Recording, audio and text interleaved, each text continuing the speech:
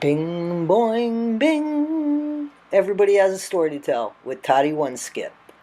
Though Osbourne has long been accused of being a Satanist, the New York Times reported in 1992 that he was a practicing member of the Church of England and prayed before each show. He was a dad, he was a husband, he was a son,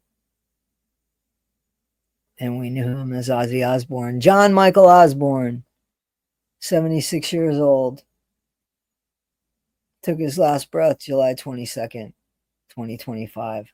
17 days after his final performance in his hometown of Birmingham, England. I went to Birmingham, and Birmingham has like a small little like walk of fame. And I remember that I walked on Ozzy's name, and I took a picture of it and I sent it to somebody that I knew was a fan of Ozzy's.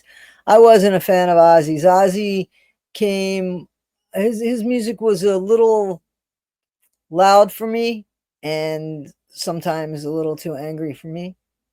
It was hard rock, but there are some songs that I really like. Crazy Train, Mama, I'm Coming Home.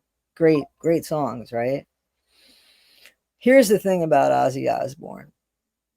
Here's what I knew about him. And again, I was not a fan of Ozzy's then. I got to know Ozzy Osbourne and became a fan of his during the Osbournes, the MTV show, the reality TV show, one of the first reality TV shows that had to do with families, right?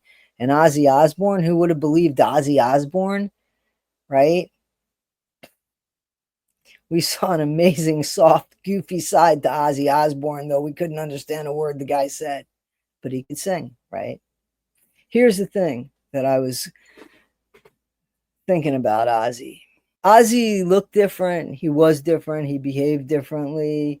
Some people could say that he eccentric. Some people could just say crazy. Some people could say bad news. His music brought together a bunch of people, misfits, if you will, that didn't have a sense of belonging until they heard an Ozzy Osbourne song and then looked at another person that was buying an Ozzy Osbourne record and saw themselves. Kind of like a cult thing. You can see what you're looking for in others. Often it's what you need in yourself, right? If you weren't a rock and roll star, what would you be? A burglar. What would you burglarize? Ladies' underpants. So the music and the lyrics and the sound and the pulsation and all of that was something universal that was shared among a large group of people that just didn't find their place yet. And yet they heard their ears Ozzy Osbourne, giving them direction, giving them a place called home in his music, in his lyrics, in his world. Ozzy Osbourne definitely loved his fans. You could see that. You could see that on his final performance when he let the world see his vulnerability, when he tried to get up and stand for his last performance, but he couldn't. And you could see his frustration, but you could see that he wanted to. And you could see that even sitting there, he gave everything he had. It's my understanding that he was off all pain meds, off all of his Parkinson meds, and everything for that final show so that he could give 100%, be there in clarity. And now he's gone. And his legacy, which is what this channel is about, is what we're going to talk about as far as Ozzy Osbourne goes.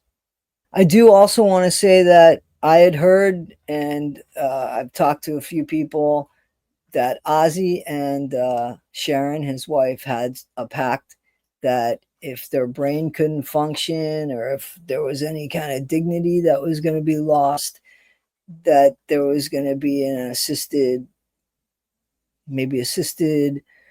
helping of leaving this earth.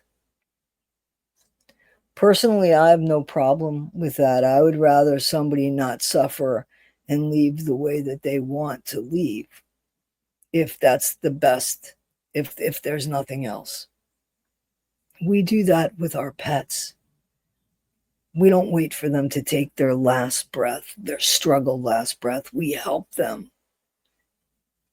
And we look them in the eye and we let them know that we're here till the end. There's nothing wrong, I think, in doing that with the person that you love, if it is in fact the end. And that's what I think Ozzy and Sharon did for each other. So guys, let's talk a little bit about Ozzy Osbourne, where he came from, what he hoped to achieve, the losses he had in his life.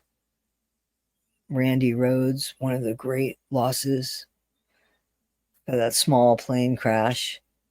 Ozzy was never the same after the loss of his friend Randy. I remember that because somebody that I knew, again, was a fan of Ozzy's. And when Randy died, that was a hard pill for everybody in that group to swallow. But Ozzy was the leader, the guy that ate the head off a bat or a dove or both.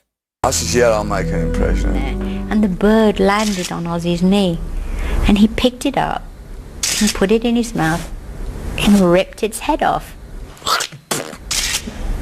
There was a little bit of blood dripping from his lip, and I was quite horrified by it. And there was all these smiling people going.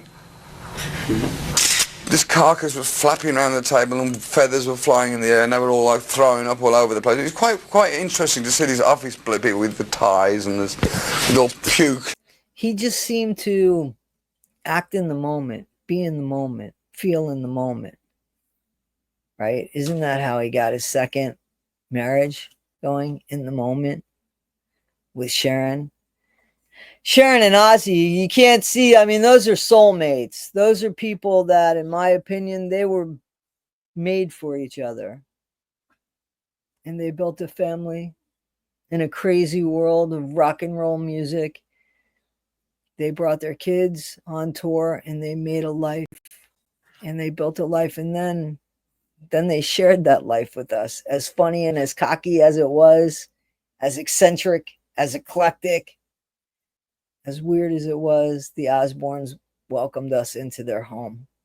And who would have thought that the Prince of Darkness had a heart of gold and was a good dad, an understanding dad, a lover of animals. Somebody who could say that he was afraid that his wife was going to die of cancer, that he didn't want to live without her. Yeah. Ozzy Osbourne, may you rest in peace. May you rest in peace. Guys, this is Everybody Has a Story to Tell with Toddy One Skip. I am Toddy One Skip. And Ozzy, you're going home. Bing, boing, bing. Everybody Has a Story to Tell with Toddy One Skip.